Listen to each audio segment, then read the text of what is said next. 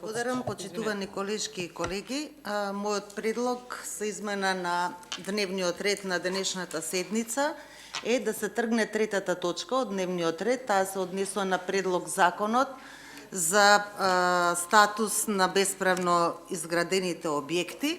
Зошто ова го барам? Да ве потсетам, уште пред неколку месеци минатата година, кога разговаравме на оваа тема за легализација на дивоградбите, мојот предлог до оваа комисија беше дека Собранието мора да организира, односно оваа комисија која што е надлежна за транспорт, врски и екологија, надзорна расправа по однос на имплементацијата на законот за уредување на статусот на бесправно изградените објекти. Тогаш имаше предлог и од други пратенички и пратеници во оваа комисија дека треба да се направи надзорна расправа и над спроведувањето и на законот за урбанистичко планирање и законот за градење, кои што нели сите се во склоп на оваа тема, и би рекла со еден општ консензус и од позиција и од опозиција се договоривме дека ваква надзорна расправа ќе биде организирана, но еве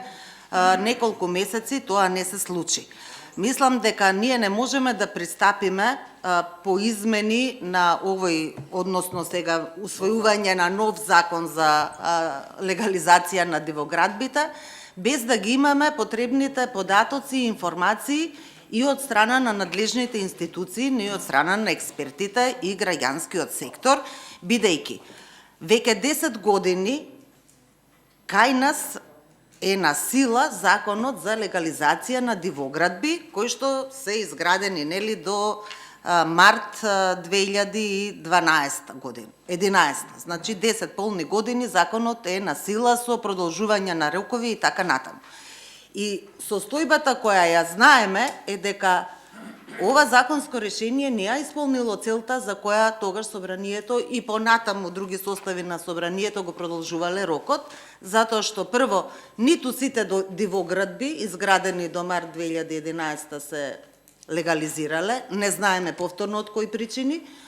а ниту пак престанала праксата, би рекла, на градење без соодветна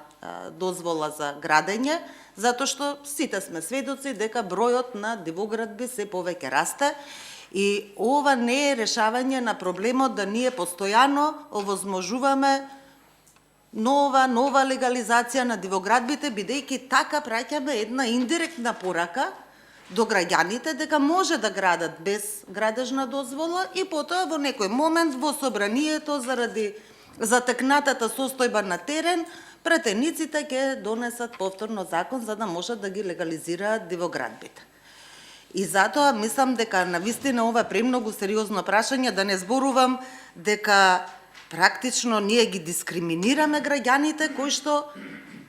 ги следат законските прописи, процедури, си вадат регуларно градежна дозвола за која плаќаат данок на оние објекти кои што ги изградиле легално, за разлика од граѓаните. И тука не мислам само на физички лица, туку и на правни субјекти, па дури и државни институции. Ние се соочуваме со тоа дека имаме и државни објекти кои што се дивоградби. Така што да не зборувам за дека е ова упад во урбанистичкото планирање. Значи ние легализираме нешто кое што не било ни предвидено со некој урбанистички план.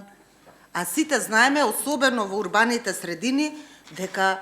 прашањата за урбанистичко планирање, за дуповите, што се планира, каков ќе биде квалитетот на живот, е многу значајно и тоа се разбира дека е во интерес на граѓаните. И затоа јас сакам сите да ве замолам да ја тргнеме оваа точка од дневен ред, да организираме надзорна расправа по однос на имплементирањето на овие закони, да ги повикаме сите надлежни институции, експерти, граѓански организации и да видиме што е реалната состојба на терен, кои се проблемите со кои што се соочуваат, на крајот и колку дивоградби, од кој вид, во кои локализации, на кој простор се наоѓаат тие дивоградби, за да донесеме едно издржано решение на крајот, кое што ќе соодветствува нели и на правните норми и на потребите на граѓаните. Значи уште еднаш што е мојот предлог оваа точка да се тргне од дневен ред. Благодарам.